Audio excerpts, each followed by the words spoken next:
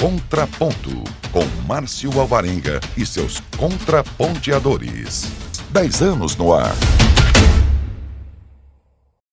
Está começando mais um Contraponto. Um tema: diferentes impactos da solidão. 2 pontos de vista da médica clínica e geriatra, com o título de especialista pela Sociedade Brasileira de Geriatria e Gerontologia, ela que é professora da Unicap, Universidade Católica de Pernambuco, doutora Carla Núbia Nunes Borges. Bom dia, prazer em tê-la de volta ao Contraponto, doutora Carla. Muito prazer, senhor Márcio, muito prazer estar aqui com a Viviane, e bom dia a todos, telespectadores de um assunto tão importante, de tanta relevância no mundo de hoje. Participa conosco também do Contraponto pela primeira vez a psicóloga clínica, especialista em neuropsicologia, psicossomática e terapeuta de casal e família, Viviane Lopes. Bom dia, prazer em tê-la conosco, Viviane. Bom dia, olá, tudo bem? O prazer é todo meu, muito obrigada pelo convite. Estar aqui com a queridíssima Carla Núbia, não é? Doutora Carla Núbia, é um grande prazer. Não é de hoje que a solidão é um sentimento que tem assombrado a humanidade, né? Uma sensação de isolamento e vazio, surgindo mesmo quando estamos cercados de pessoas. E com o advento das mídias sociais e a tecnologia, isso tornou mais fácil do que nunca se conectar com os outros. Mas, afinal, por que então a solidão ela continua sendo um problema persistente e prevalente, doutora Carla? Eu acho que eu muito feliz em falar sobre esse assunto, feliz da necessidade que a sociedade precisa falar sobre isso. A sociedade precisa ouvir sobre isso. Porque nós estamos num mundo tão conectado e as pessoas estão desconectadas. Então, é um contrassenso até o que estamos vivendo. E os idosos respondem por uma grande parcela de pessoas que estão sofrendo desse sentimento. A solidão é um sentimento negativo, é uma condição subjetiva de se sentir só, de se sentir ausente de conexões sociais, diferente do isolamento social, que é uma concretude. O isolamento é uma condição em que você está afastado das pessoas. Mas a solidão, ela vem se tornando cada vez mais comum no mundo, nos idosos, que nós vamos falar muito sobre isso. Em vários estudos, ele já mostra que 40% dos idosos sentem solidão. Então, eles vêm de um mundo diferente, né? Nós estamos vivendo uma transição desses idosos que hoje estão assistindo a alta tecnologia, assistindo a esse mundo virtual, mas as casas estão vazias, as pessoas estão sem tempo de visitá-los, a viuvez, a aposentadoria, né, o descaso, muitas vezes, a correria dos filhos, dos netos. Então, esse sentimento aflora e vem com muita força nos fatores de risco de doenças e nos riscos de demência também, que vamos falar sobre isso. Contraponto, Viviane. E é muito interessante isso que a doutora Carla Núbia traz, porque ela fala do idoso. E eu falo aqui já das crianças e dos jovens, porque, vejam, eles estão buscando uma identidade, e nessa busca dessa identidade, eles vão buscar padrões nessas redes sociais, e aí vem a frustração, quando eles percebem que são padrões inatingíveis, e isso é muito preocupante, porque nunca tivemos tão conectados como estamos atualmente, mas tão sozinhos, não é verdade? O impacto da solidão na saúde mental e também na vida diária é algo que não pode ser ignorado, né, doutora Carla? Porque no mundo onde estamos constantemente cercados por pessoas, aí eu pergunto, qual que é a diferença, então, entre estar sozinho e estar solitário? Existe uma diferença realmente muito plausível, que, inclusive, já iniciamos isso.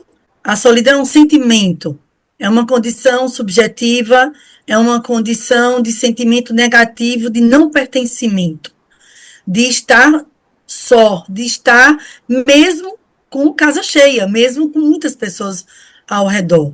Já o isolamento social não, é uma condição muitas vezes, às vezes voluntária ou não, mas ela é uma concretude. Eu não tenho amigos, eu não tenho rede social, eu não tenho ninguém por mim.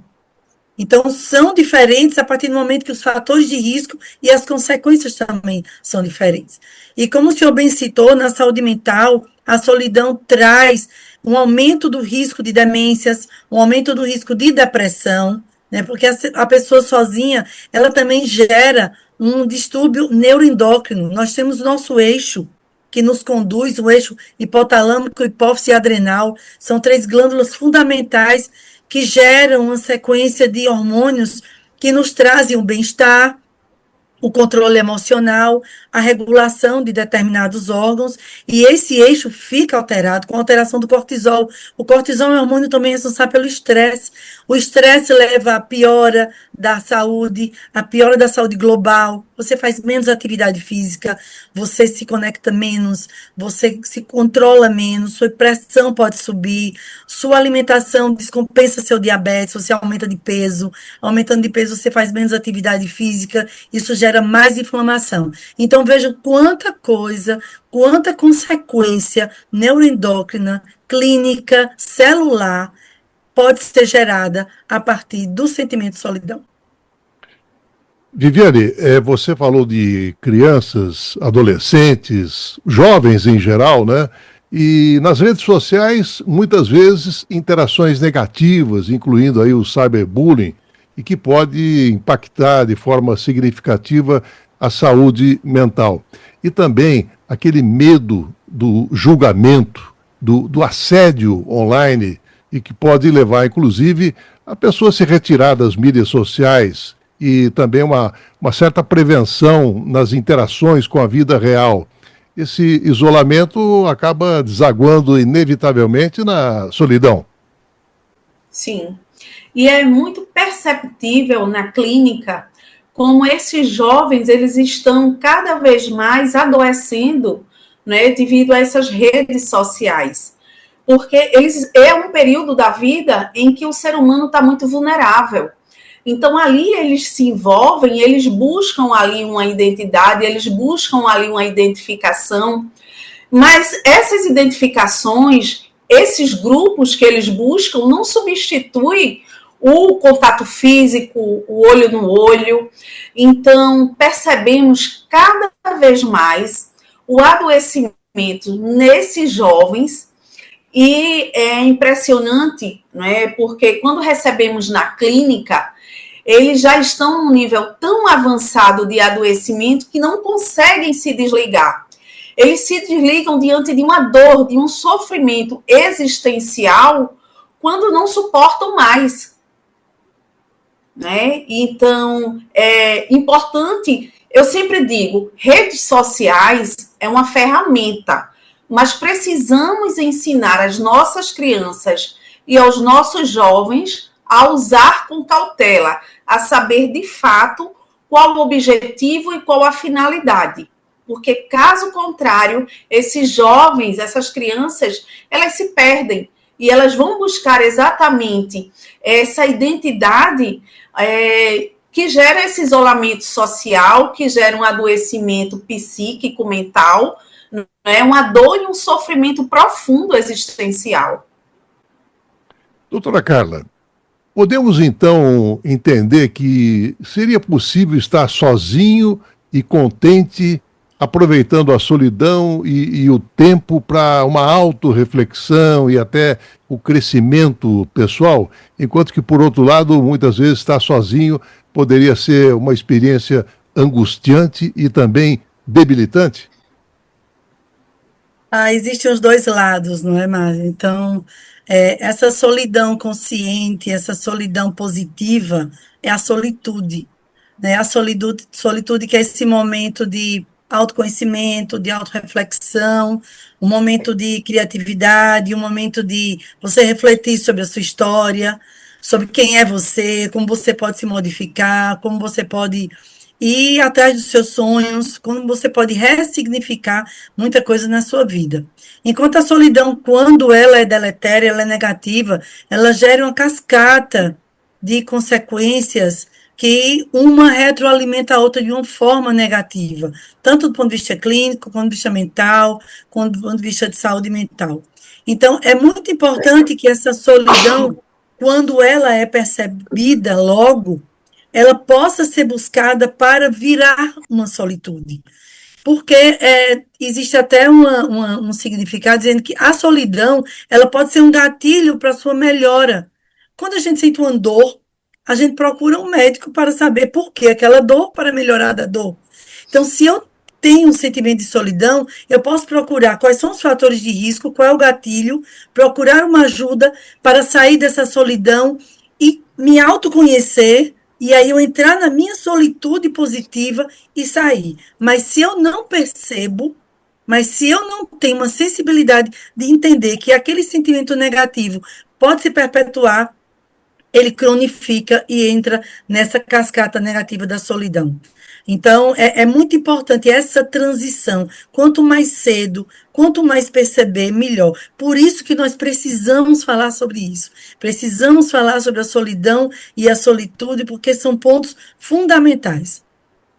Viviane, nesse contexto da era da internet, né, muitos indivíduos podem apresentar uma certa tendência de timidez. E, diante disso, enfrentar também obstáculos nessas interações sociais online, que acarretaria, inclusive, os sentimentos de solidão. Quais são os reflexos? Sim, é muito interessante essa sua pergunta, Márcio, porque isso é notório, não é? É visível, não só nos jovens, mas no adulto jovem também. Esse reflexo gera um isolamento social muito significativo. Eles se retraem de uma forma que eles não conseguem socializar. Essa socialização, ela fica muito limitada e muitas vezes chega a não existir. Porque, como eu falei anteriormente, eles vão buscar padrões, não é, do qual muitas vezes se torna inatingível. E aí eles percebem como não pertencentes. Então, eles levam isso para a vida social também. E aí vem o isolamento, não é? Que gera uma solidão emocional. Agora, doutora Carla, de repente o netinho, a netinha está lá com o avô, com a avó, só que, de repente, as redes sociais se tornam muito mais interessantes. Que tipo de sentimento poderia assolar tanto o vovô como também a vovó? Envelhecer é uma arte. Envelhecer não é tão fácil. Inclusive, envelhecer é preciso que seja um processo que venha se falando e se preparando muito antes, não é? A aposentadoria é um marco muito forte nas pessoas que trabalham fora, né? Porque você já perde muitas conexões. E a casa vai ficando vazia, e os filhos saem, e os netos vêm em uma geração completamente diferente. Essa intergeracionalidade, ela pode ser muito positiva, a partir do momento que se trabalha a empatia desses jovens para com os idosos, trabalha o poder do diálogo, do estar junto, de querer conhecer como foi a vida deles, o que ele acha daquilo, o que o avô consegue entender do que o mundo está acontecendo, usar as redes sociais em favor positivo para os idosos, chamadas de vídeo, ensiná-los a entrar na internet e a viajar por locais que eles não conheceram, usando a internet para o bem positivo, né? Nada substitui o diálogo pessoal.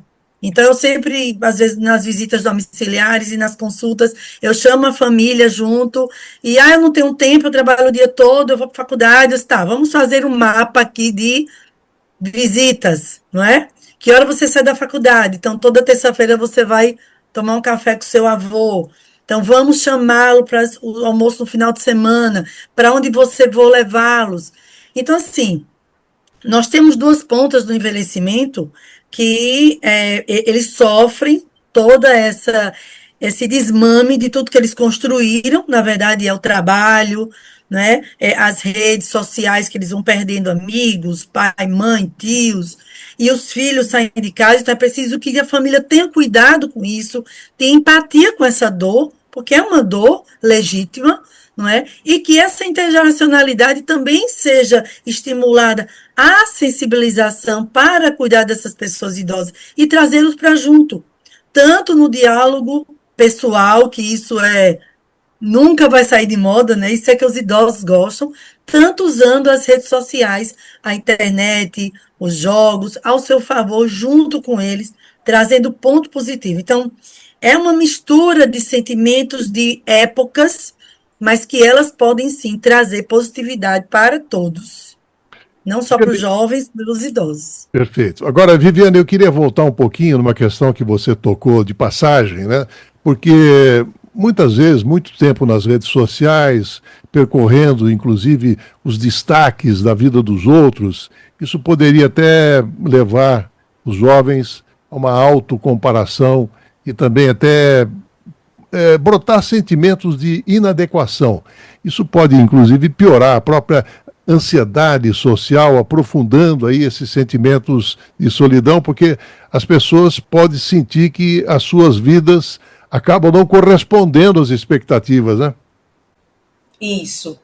E é muito interessante porque não gera só ansiedade, né? Nós temos a ansiedade, o estresse, a depressão. Então, temos aí alguns adoecimentos, de fato, que são gerados diante desse sentimento de não pertencimento, de não conseguir atingir determinados padrões que eles determinam, que eles buscam ali naquelas redes sociais. E complementando o que a doutora Carla Núbia falou, muito interessante, essa questão do idoso, não é? Como você falou, Márcio, do avô e da avó, eles só querem se sentir pertencentes, não é, doutora Carla? Eles querem uma ligação, como vai, você está bem. E isso também traz para esses jovens. É bom a gente poder refletir um pouco e essa educação já começar nas nossas crianças. Porque, veja, hoje todo mundo está super conectado. E é uma super conexão, de fato.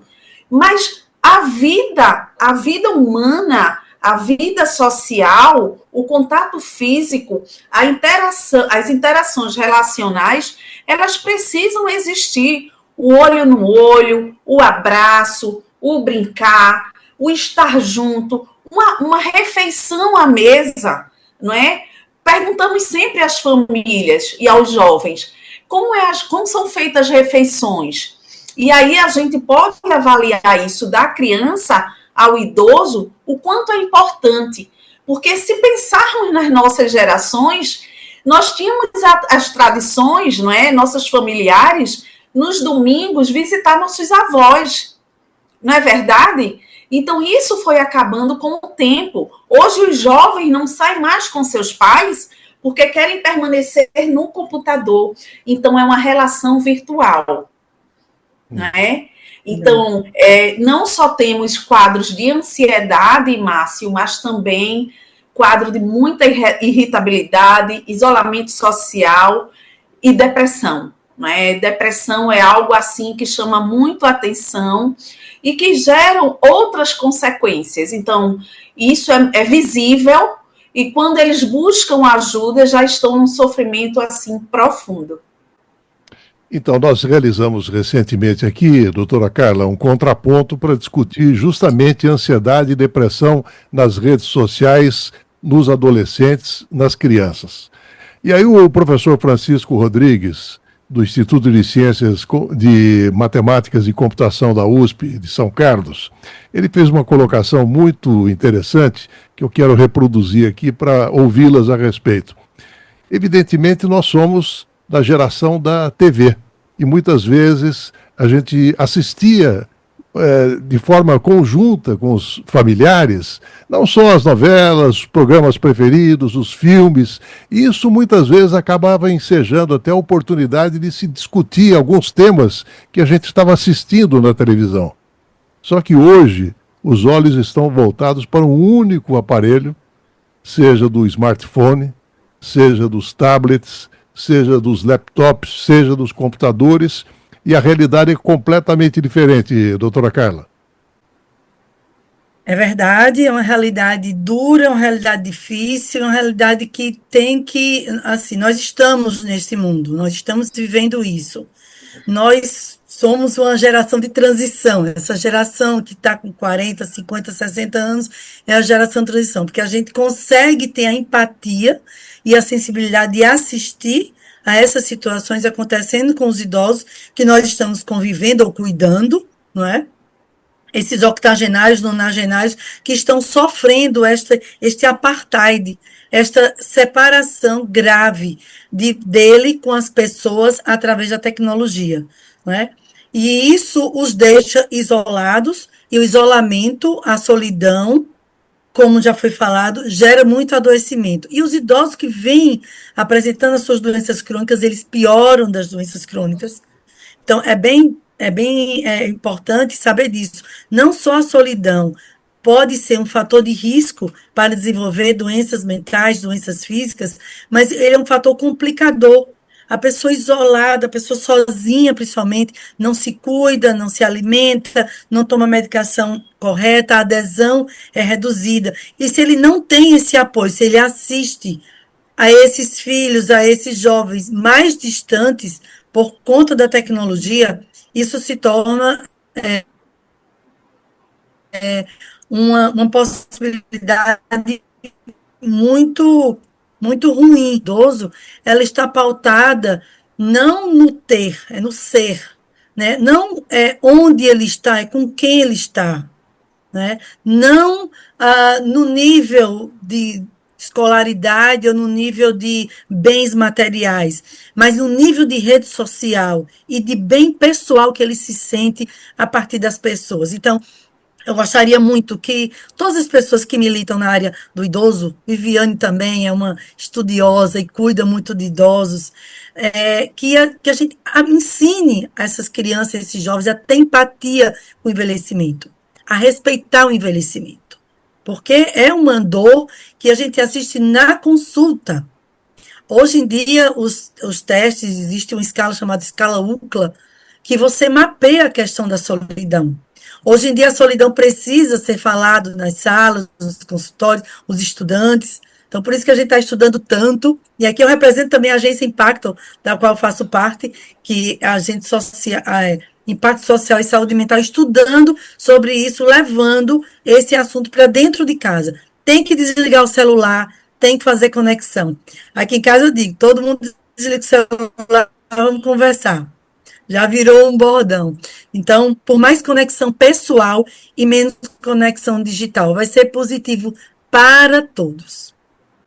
Viviane, na sua fala anterior, você se referiu à questão interrelacional, né, e se sentir pertencente.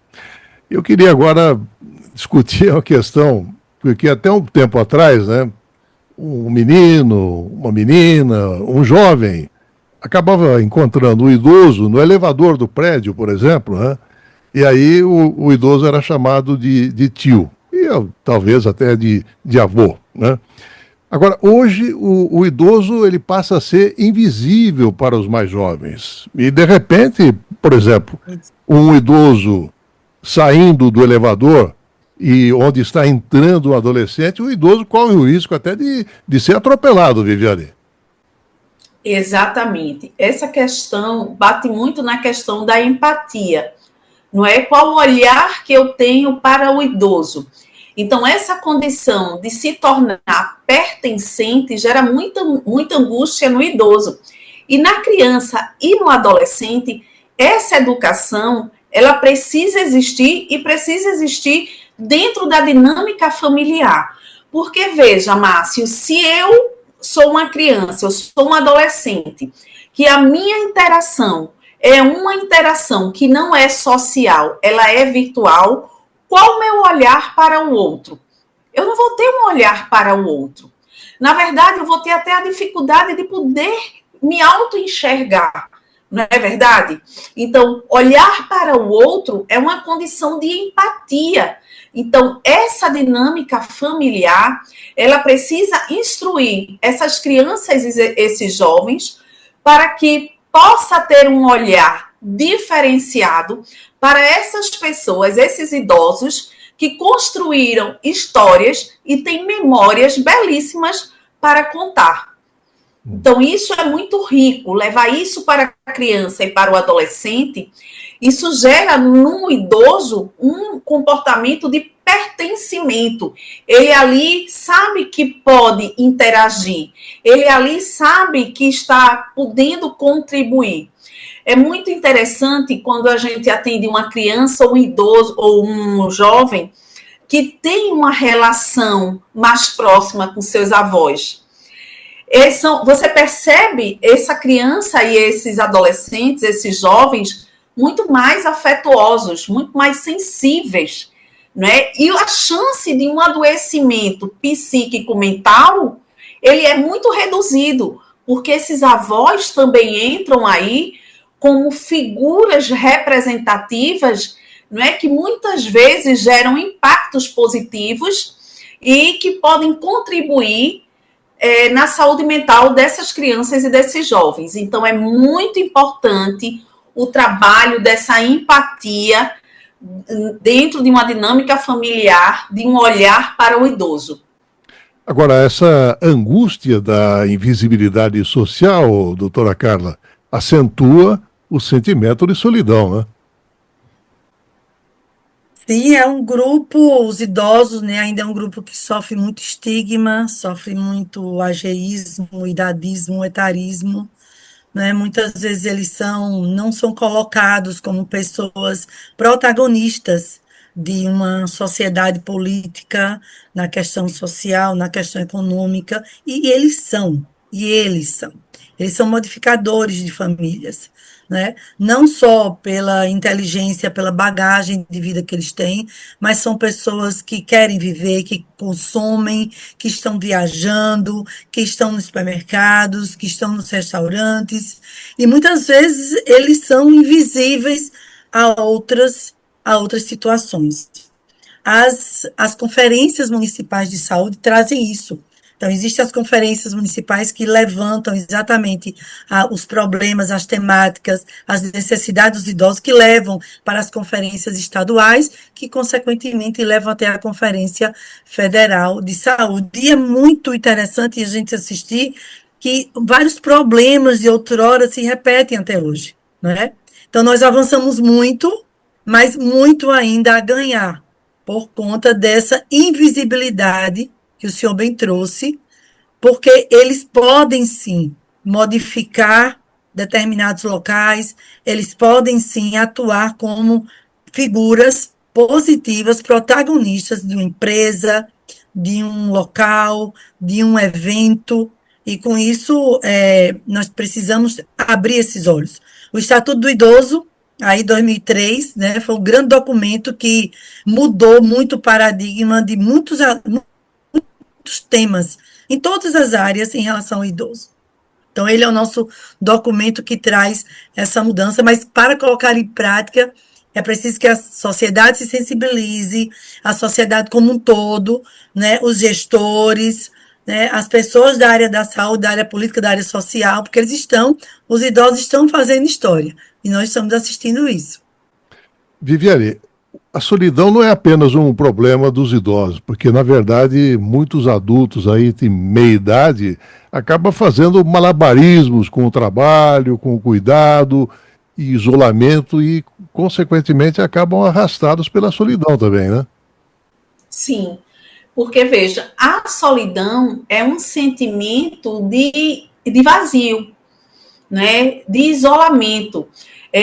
Até como a doutora Carla colocou lá no começo, ele pode estar arrodeado de pessoas, mas ele se sente só, né? E essa condição de se sentir só gera uma dor existencial profunda, muito significativa, não é? Porque você pode, no trabalho, hoje nós percebemos a dinâmica do trabalho uma condição exaustiva, é aquela condição, você tem metas a cumprir, você tem, no caso da mulher, são metas a cumprir, é uma casa para cuidar, filho para cuidar, e de repente ela se sente só. São tantos afazeres, assim como os homens, né? São metas a serem cumpridas, e muitas vezes esse trabalho gera um isolamento, né? E um sentimento de solidão muito significativo, porque eles estão exauridos. Então, não é a condição de não ter alguém por perto, é ter alguém por perto, mas se sentir só. Exato.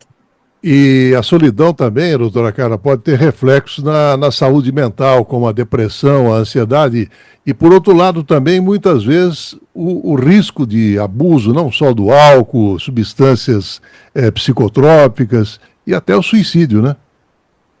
Isso.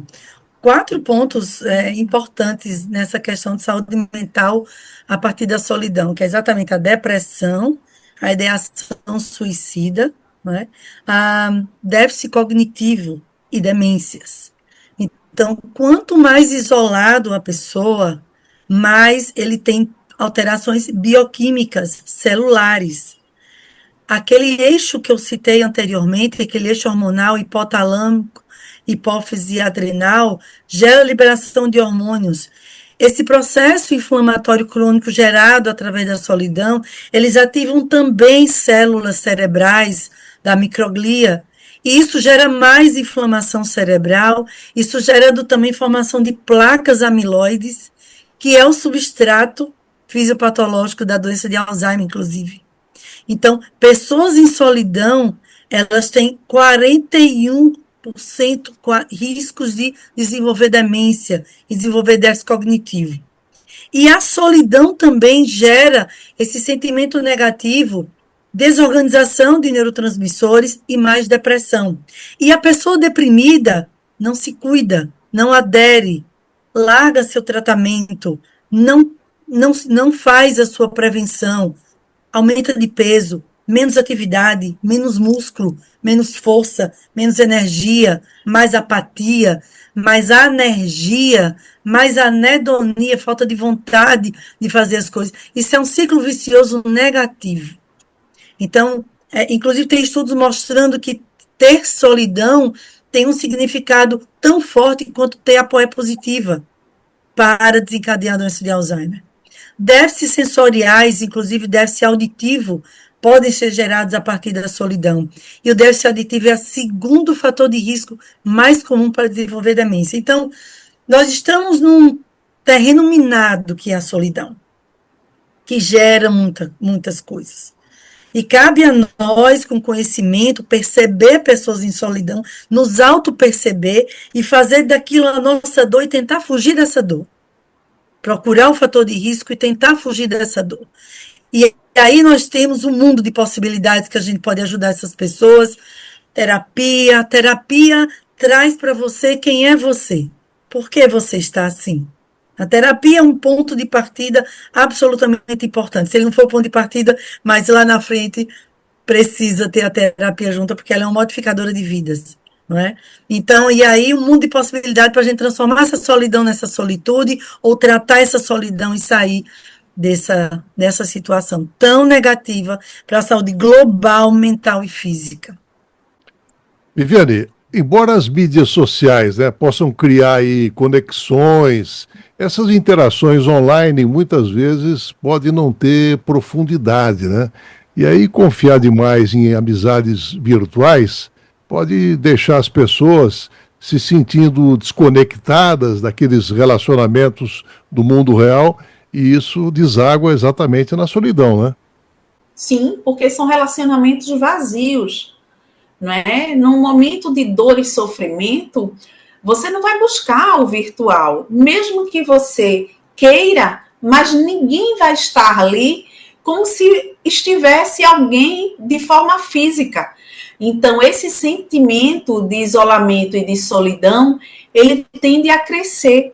Por isso que trabalhamos muito essa condição da solidão, né, ser tratada, ser levada em consideração como um problema que, de fato, está acontecendo e está muito presente na nossa sociedade. Porque, veja, à medida que eu tenho um sofrimento, à medida que eu estou passando por um problema, eu quero alguém para conversar. Então, eu não vou buscar na rede social, eu vou buscar nos meus pares. E onde é que estão meus pares se eu não tenho uma interação física, se eu não tenho uma dinâmica social ali construída? E aí vem a condição do isolamento, não é? Do isolamento emocional e da solidão, porque na hora que eu preciso, eu busco e eu não tenho.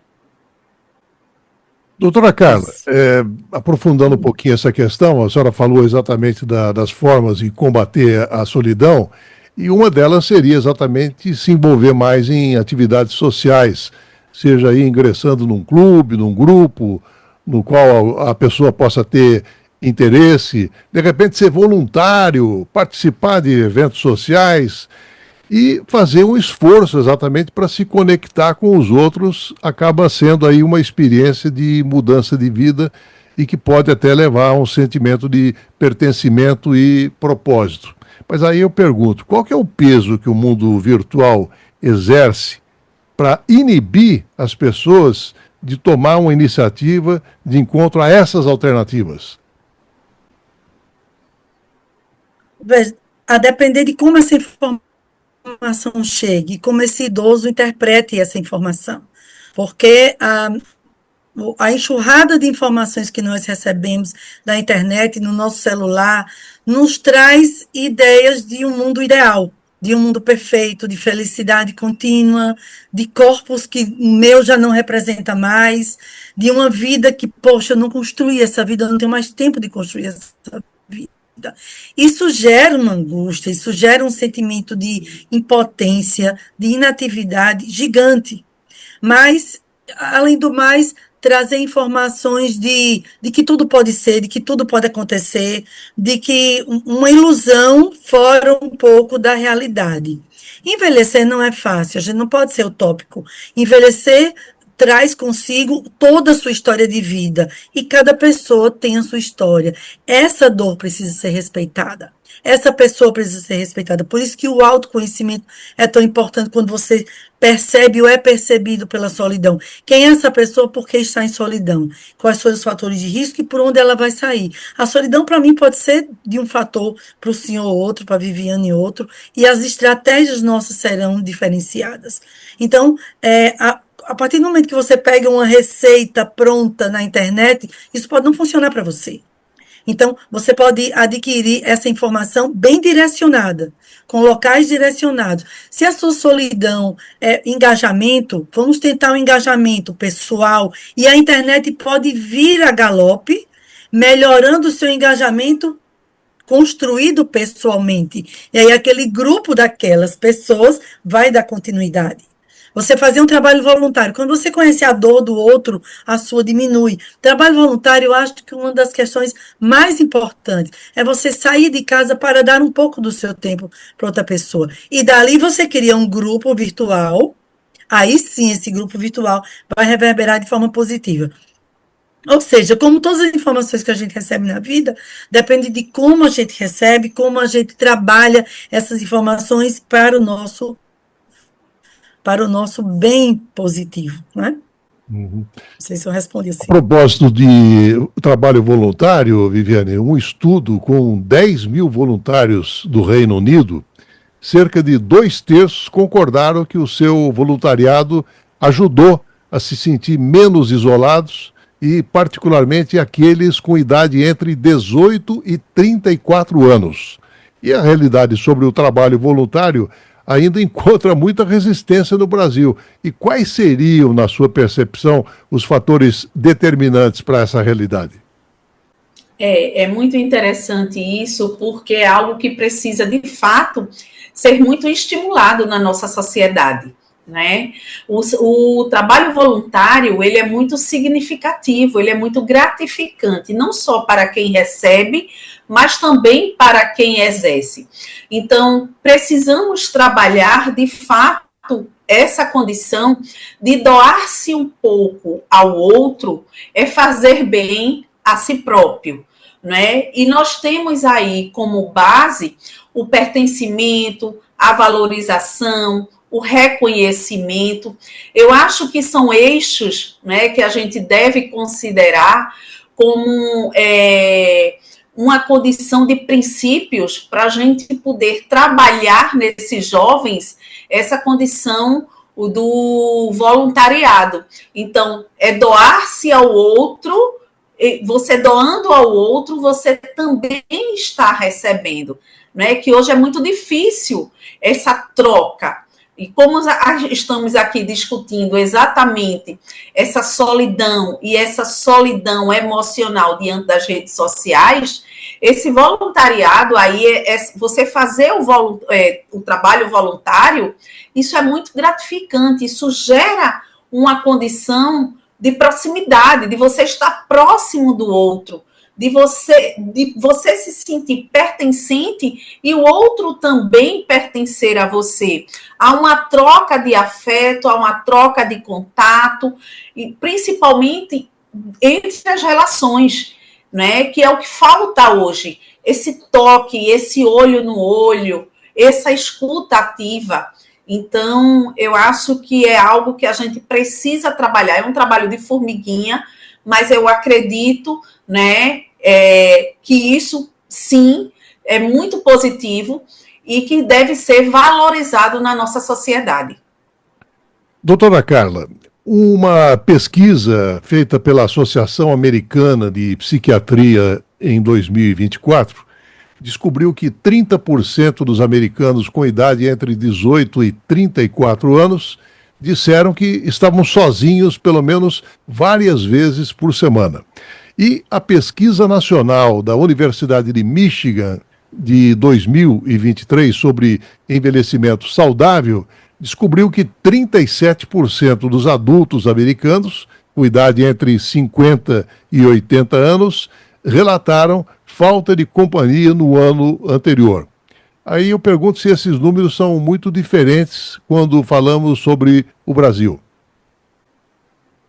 Não, os números estão compatíveis, até porque em vários estudos, além desses que o senhor citou, mostram o índice aumentado de solidão nessa faixa mais inicial e na faixa idoso. Então, existe uma faixa aí do adulto, o gerontino, o adulto idoso, que se a gente for contrapor não, se a gente for fazer um paralelo à vida, é a fase de mais economicamente ativa, que eles estão trabalhando, tem sua rede social no trabalho, os filhos estão em casa, os casamentos seguem. Então, é uma faixa muito produtiva e proativa, né? Mas esse grupo de 10 a 18 anos e o grupo de mais idade, eles sofrem mais isso. Se nós formos fazer uma busca dos motivos, então, esse grupo de infância jovem se retrata muito as relações intrafamiliares que estão acontecendo, né? As famílias cada vez menores, né? Antigamente você tinha uma alta natalidade, mas uma baixa longevidade, ou seja, eram muitos filhos, mas agora não, nós temos famílias menores, jovens mais sozinhos, os pais trabalham, casas pequenas, longe dos seus familiares. Essa hiperconexão virtual em detrimento da conexão pessoal, isso é um problema que está atingindo muito essa geração. E aí vem esse segundo grupo, já dessa fase mais ativa, e vem os idosos também sofrendo do outro lado de toda essa separação da família, da viuvez, da aposentadoria, do adoecimento. Então, isso corrobora. No Brasil, nós temos um grande estudo também, com mais de 8.000 pessoas, mostrando essa chance e esse sentimento de 40% de se sentir solitário. 29% se sente solitário e em torno de 11% a 12% já teve em algum momento essa sensação de solitário. Então, estamos corroborando, paralelamente, mundo e Brasil, estamos em sintonia neste ponto, sim. Uhum. Por falar em mundo, Viviane, tem uma outra pesquisa, um outro estudo da Universidade de Emory, na Geórgia, e que fez um levantamento em 29 países e as suas taxas de solidão. E a Grécia e o seu vizinho Chipre têm as pessoas mais solitárias do mundo, segundo esse levantamento. Os Estados Unidos acabou ficando na 5ª colocação, enquanto os idosos muitas vezes se descrevem como se sentindo mais sozinhos. Os resultados do estudo acabaram revelando que os Estados Unidos estavam cheios de adultos de meia idade mais solitários comparativamente com outros países, exceto a Holanda.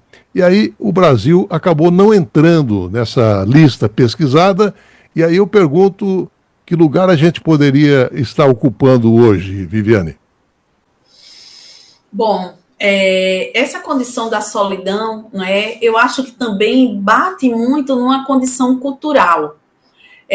Nos Estados Unidos, a gente tem aquela condição dos jovens saírem de casa mais cedo, né, eles são preparados para isso. Então, aqui no Brasil, nós temos ainda uma condição, muita coisa a evoluir. Hoje nós temos adultos jovens e jovens idosos que ainda dependem dos seus pais, né? Que dependem dos seus avós. Então, eu acredito que diante de muitos estudos aí, e como você mesmo coloca, nós não entramos, né, nessa qualificação, nós deixamos muito a desejar, né? Muitos trabalhos ainda a serem feitos socialmente, culturalmente, e eu acredito que muita coisa ainda a evoluir. E a solidão, do meu ponto de vista, não é uma condição de saúde pública, porque não escolhe raça, cor, etnia, classe social, não é? Qualquer um pode ser acometido por um estado de solidão, de dor existencial. Uhum. Doutora Carla, a sociedade indiana conservadora, a solidão, ela é frequentemente estigmatizada e também não discutida de forma aberta, né? Muitas pessoas que experimentam a solidão podem se sentir até envergonhadas de falar sobre esse tema. Aí eu pergunto se isso também é um exemplo da situação brasileira. Pois é, da Índia, não só o sentimento de solidão, mas muitos comportamentos humanos são tolhidos, né, são estigmatizados, e eles não têm uma liberdade de expressão. No Brasil, é um assunto ainda muito contido, sabe? É um assunto que as pessoas guardam para si, porque não querem culpar o outro, né? Os idosos, eles têm essa característica. Determinados assuntos, eles não se expressam, porque necessariamente pode culpar o outro. E esse outro, muitas vezes, são pessoas da família. Isso em todas as áreas. Inclusive, a violência contra a pessoa idosa é muito subnotificada por conta desse fator. Então, se eu digo que eu sou violentado por quem? Por meu filho, por minha nora, por meu neto? Então, ele esconde. Então, nós temos muito mais subnotificação. A solidão, eles guardam como um sentimento de que tem que ser assim, porque eles têm que cuidar da vida deles. Então, se você perguntar, você consegue essa informação, sozinhos. Se ele estiver acompanhado, isso já estiver no consultório. Se ele estiver acompanhado, ele esconde essa informação. E aí, sozinho, ele consegue chorar, ele consegue se expressar, ele consegue dividir essa informação. Quando você vai para a pesquisa, veja, nós chegamos a 41% de idosos relatando se sentirem solitários. Então, isso é muito maior do que, com certeza, numa informação coloquial, uma expressão orgânica deles. A nível de pesquisa, conseguimos esse número, mas a nível do expor organicamente, é bem mais difícil. E eu acredito que essa inter-relação da solidão com o mundo dele, porque os idosos vivem muito no mundo familiar, eles acabam escondendo essa informação. Viviane, as pessoas, elas estão vivendo mais longe das famílias do que no passado, as pessoas estão tendo menos filhos, as taxas de casamento estão em baixa, e eu pergunto se por isso os índices de solidão vão continuar subindo. Sim, as relações humanas elas estão ficando, né, mais distantes. Então, isso contribui muito, inclusive gera muita angústia para quem já vivenciou e vivencia a nossa geração, né? A nossa geração foi uma geração onde tínhamos os familiares, né? Os pais, os tios, os avós, e essas relações agora, gerações abaixo das nossas, são relações muito isoladas, são gerações muito isoladas, né? Que geram relações isoladas também. Perceba que hoje os relacionamentos, os casamentos, os compromissos, os namoros, eles são muito vulneráveis. Então, tolerar o outro hoje é algo que é muito difícil, né? Não há mais aquela condição de compaixão, não há mais aquela condição... Desculpa, gente, eu estou saindo de uma virose. De me colocar no lugar do outro. Então, hoje, é o que cabe à minha pessoa, não é? Eu deixo o outro de lado e é o que cabe a mim. O que gera satisfação, o que gera prazer. Então, eu não olho o outro. Eu tenho que pensar em mim. Então, essa condição do egoísmo hoje é muito presente, é muito visível nessa condição dessas relações. Então, do meu ponto de vista, aqui na clínica, não é, atuando não só com pessoas, mas com famílias e casais, é perceptível o quanto cada vez mais essas relações elas vão deixando de ter uma proximidade maior e tendo um distanciamento de forma muito significativa. Uhum.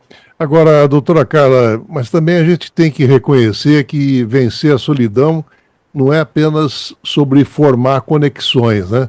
A gente precisa construir e também nutrir as conexões que são significativas e importantes. O sociólogo polonês Zygmunt Bauman, ele desenvolveu a teoria das relações líquidas. E eu pergunto se essas ampliam a solidão das pessoas. Muito. E isso aí traz uma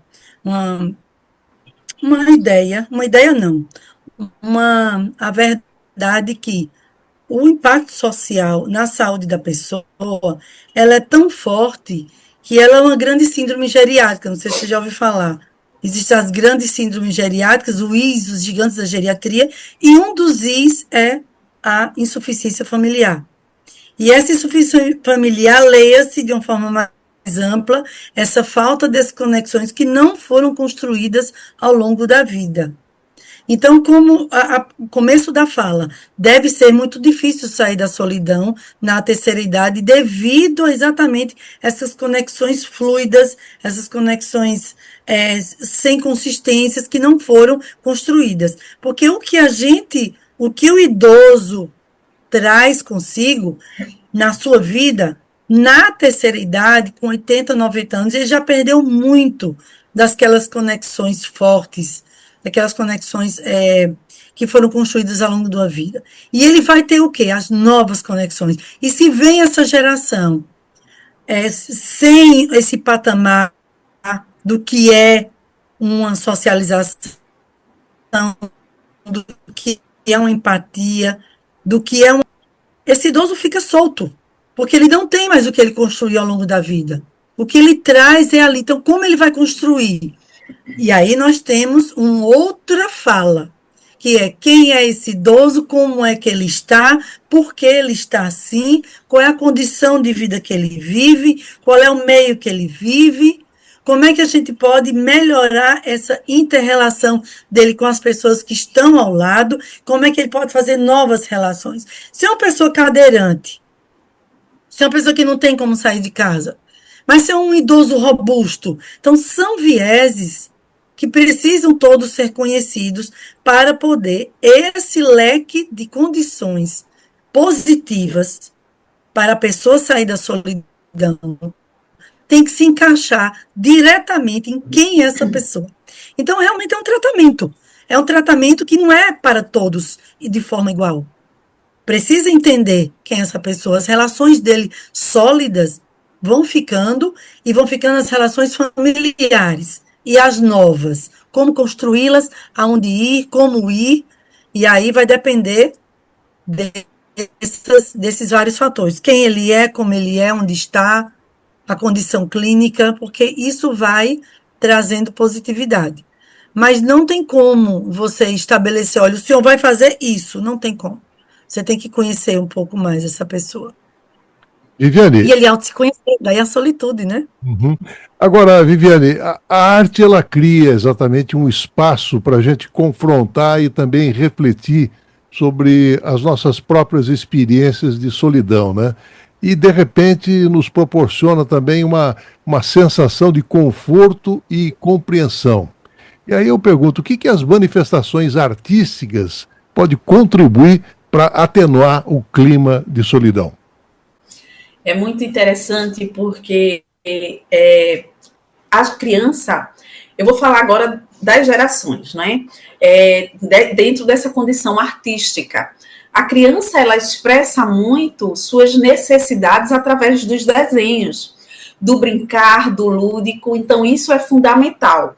Assim como os jovens, eles se expressam muito suas necessidades, suas angústias, suas frustrações através do grafismo, através de uma representação, de um desenho, de uma expressão corporal, do teatro, do movimento do corpo, não é? Dessa psicomotricidade. E o idoso, ele fala muito, ele traz muito através de movimentos, né? De movimentos através de grupos, através de movimentos musicais, é uma música, é um teatro, é a lembrança. Então, essas representações artísticas, elas são fundamentais nesse processo aí para que o ser humano possa externalizar essa solidão, né? Essa solidão que é expressada através da arte, que é expressada através do desenho, que é expressada através de uma música, de um filme, de um teatro, de um desenho, né? Então, é muito interessante essa condição artística aí e é fundamental nesse processo do desenvolvimento emocional, quando há um isolamento social, um isolamento emocional. Por falar em isolamento social, doutora Carla, eu queria colocar a seguinte questão. Todos nós, a gente sabe que a pandemia acabou causando estragos nos nossos sentimentos e também nos afastando fisicamente daqueles que eram próximos. E muitas pessoas sentiram até dificuldade em se reconectar com as pessoas que faziam parte do seu círculo. E aí eu pergunto se esse espaço ele foi ocupado pela solidão. Bem, sim, a pandemia piorou muito essa questão do isolamento social e da solidão. Um dos grandes bordões da pandemia foi o idoso fica em casa. Então, nesse fica em casa, o idoso perdeu muito das suas conexões pessoais, sua família, seus filhos, perdeu conexão com seus amigos, seus grupos de dança, de teatro, da hidroginástica, da fisioterapia, perdeu a conexão com seus terapeutas, não é? Seu fisioterapeuta, seu nutricionista, seus médicos. Muitos idosos perderam de fazer o seu controle medicamentoso, seu controle clínico, e doenças crônicas pioraram muito. Isso se confundiu muito com os sintomas, muitas vezes, da pandemia. Isso levou realmente a consequências drásticas na população idosa. Esse isolamento teve um peso muito grande nessas consequências diretas e consequências essas que reverberam até hoje, né? Laços que foram perdidos. Então, isso é todo um trabalho continuado da família, de recuperar essa identidade desse idoso, esses grupos que ficaram atrás, né? A saúde que foi debilitada para muitos por conta dessa falta do acompanhamento das doenças crônicas. Então, é uma série de fatores que nós ainda assistimos muito nos consultórios, no acompanhamento desse idoso. No seu minuto final, Viviane, eu queria que você falasse sobre essa questão da polarização política no Brasil, até que ponto serviu ainda para agravar mais esse cenário da solidão com os afastamentos ocorridos dentro das próprias famílias. Sim, é importante, não é, que possamos esclarecer bem aos nossos jovens, não só os jovens como as crianças, enfatizar que as relações elas precisam ser vividas de forma real, não virtual, porque a realidade ela existe e nós temos uma condição que ainda não é muito presente, que são as famílias. E essas famílias, elas precisam manter esses laços constituídos entre seus membros. Então, nós precisamos, inclusive, de mais atuações de políticas públicas, fortalecendo esses vínculos, fortalecendo essas relações, trabalhando a solidão. É uma condição, como eu falei anteriormente, não é um trabalho de formiguinha, engloba todo o sistema, né, o sistema político, enfim. Mas eu acredito que, através dos profissionais de saúde, através desse olhar e dessa valorização que estamos dando cada vez mais aos idosos, conseguimos resgatar essas crianças, esses jovens, para que possamos ter relações mais concretas, reais e felizes, de forma saudável. Viviane Lopes, psicóloga clínica, muito obrigado pela sua participação no Contraponto, Viviane. Agradeço muito, Márcio, a participação, né? Foi um prazer, inclusive, esse trabalho maravilhoso, poder trabalhar, conhecer a doutora Carla Núbia, uma pessoa extremamente humana, de um olhar, sim, muito humanizado, né? É apaixonante trabalhar com ela, viu? É apaixonante ouvir as coisas que ela fala, o que ela traz. Então, de fato, essa paixão que ela tem pelos idosos é contagiante. Eu fui contaminada por ela, né? Ela, de certa forma, me contaminou para trabalhar os idosos. Então, nós estamos fazendo um trabalho muito bonito, né? Junto com a questão da criança, do adolescente e esse idoso, como os idosos precisam ser valorizados, porque nossas memórias afetivas, né, trazem muito essa questão das nossas raízes, dos nossos avós, dos nossos pais. Então, precisamos trabalhar cada vez mais esse tema solidão e solitude para que possamos compreender, de fato, qual a diferença que existe entre cada um. Então, a solidão é esse sentimento de vazio, de não pertencimento, de não estar presente.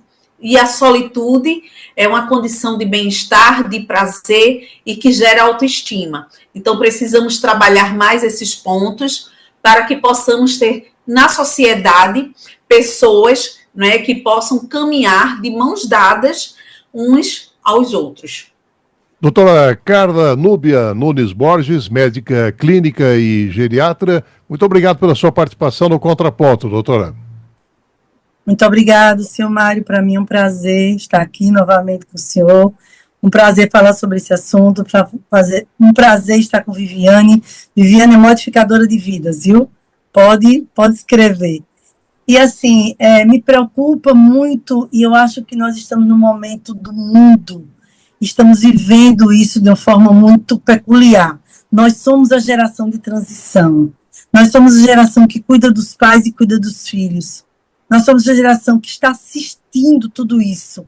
Esses idosos que tiveram uma vida completamente diferente do que se existe hoje. Esses idosos estão assistindo a vida se transformar de um modo completamente diferente. Estou muito preocupada com as relações humanas, com o que as pessoas pensam da vida, o que pensam do pai, da mãe, da família, da mesa, das conversas, do que é verdade, da tolerância, né, do suportar problemas, do enxergar o que é o belo.